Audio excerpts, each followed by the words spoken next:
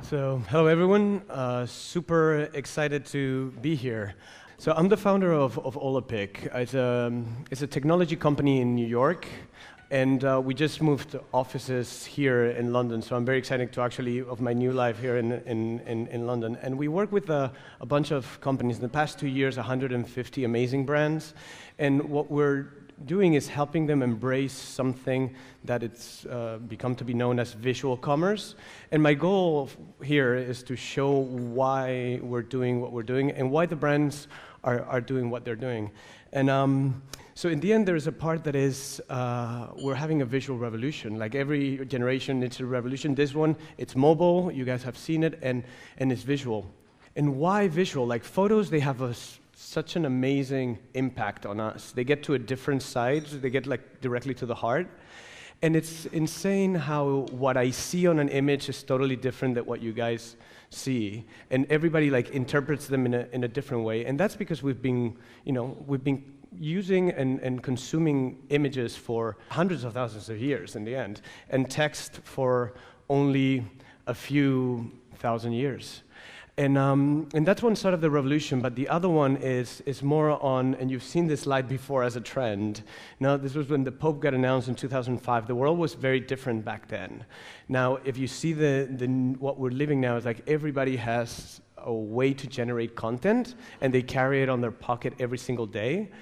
And right now, the volume is over 1 billion photos every single day uploaded to the social web.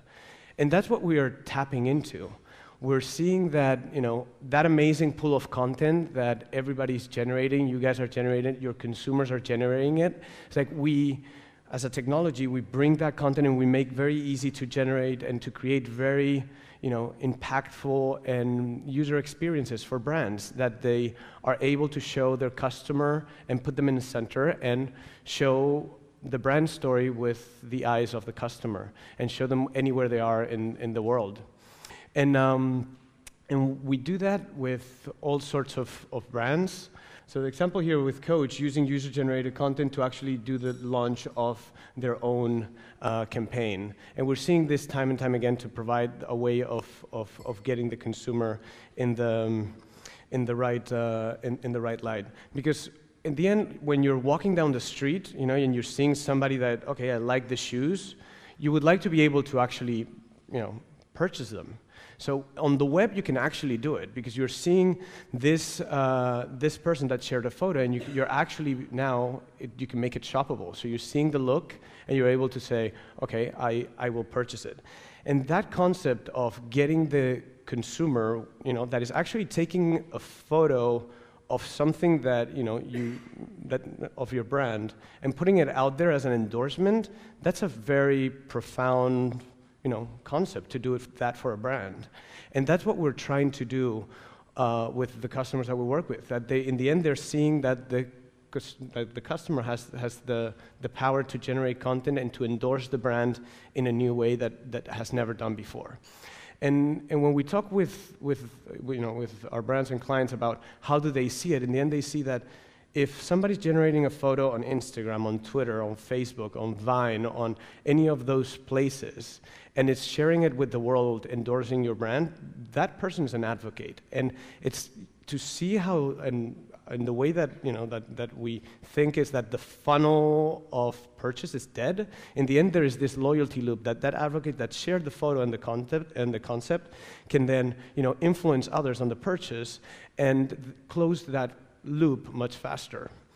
And we were doing all this, and very recently, L2, which is a think tank in New York City, they approached us saying, like, okay, you guys get Instagram, Twitter, Facebook, and you've been working with all these networks and have a relationship with them, and you work also with brands, so you get what a brand wants. So it's like they wanted to embark to do like the biggest study ever done around Instagram. And what I like about the guys of L2, they rank all the brands with how good they are on their digital strategy. So they put their digital IQ. And they don't embark in a new study unless they can, like analyze more data points than ever before has done in a similar matter.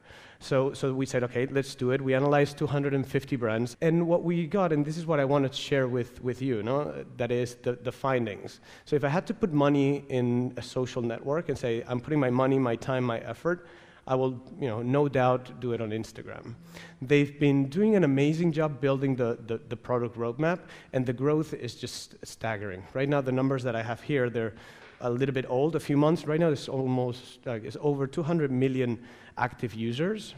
And the roadmap that they've developed is very good because they kept the integrity of the community, and they've been developing things that they're very powerful for brands. They have a 15-second video, which is perfect for a 15-second ad as well. So, and then they have one-on-one communication, so you can actually, as a brand, use Instagram to communicate one-on-one with your customers. So that part is very powerful, and the platform is growing amazingly fast. Like by daily active users, there is no other big social media network that is growing that fast. If you see actually on Facebook, it's actually starting to stagnate. Like it's not growing, and Instagram is at 23%. So we're seeing all this, and we're like, okay, brands are actually embracing it. Now it's almost ubiquitous that every single brand has an Instagram presence.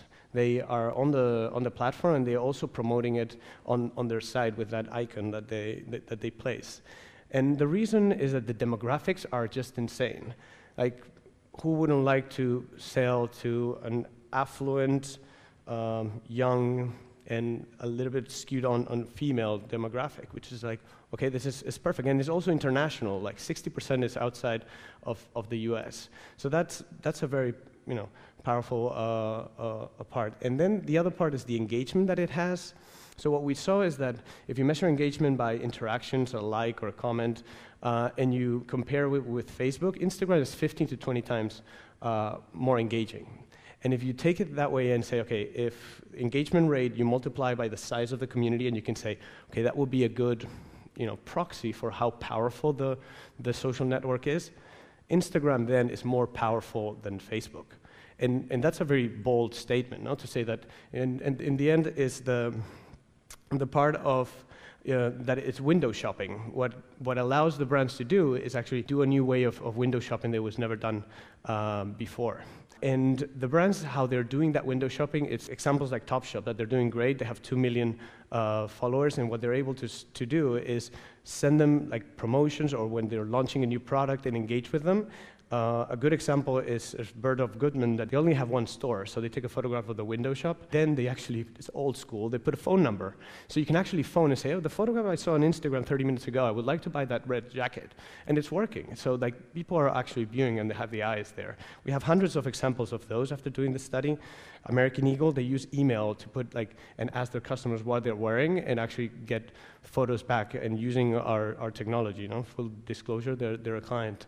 So that's the part, like the brands are pushing content and they're doing amazing, but the community is also generating amazing content. And I encourage you to go to Instagram, go to Explore, and search the name of your brand, and you'll be amazed by the volume of content. You'll have thousands and thousands of photos of people sharing stuff about your brand. And that's only on Instagram, not only Twitter and Facebook and so on and so forth.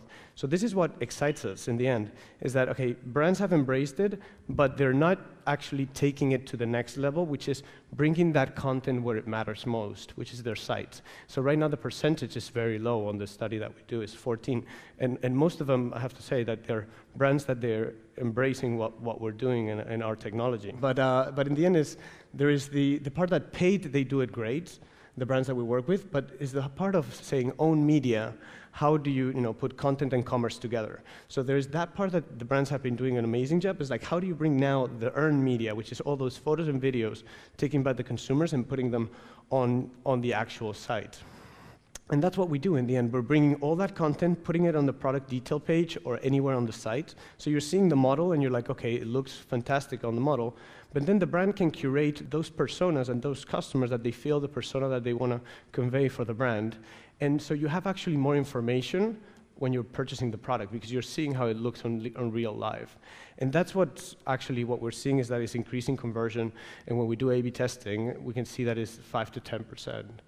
So those are examples that what we're seeing is, in the end, whenever you're putting it in the product detail page, what we're seeing is that 40% of the purchases actually interact with user-generated content, and that the volume of content, as long as the brand is engaging, and it's insane. But I'll leave you with just one final thought, which would be that I think, honestly, that a few years from now, you will think back and say, okay, how did actually people shop, without seeing real, lifestyle content on the site? And that's something that, what we feel is that that's where it's going to. So thank you very much.